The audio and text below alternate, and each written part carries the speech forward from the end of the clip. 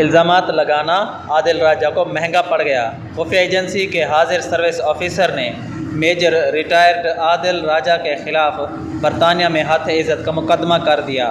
پاکستان کے ایک سینئر فوجی آفیسر نے برطانیہ میں مقیم یوٹیوبر اور ریٹائرڈ فوجی آفیسر میجر ریٹائرڈ عادل راجہ کے خلاف یوٹیوب اور ٹویٹر پر ہتک آمیز مہم چلانے پر لندن ہائی کورٹ میں ہتک عزت اور ہرجانے کا مقدمہ دائر کر دیا ہے۔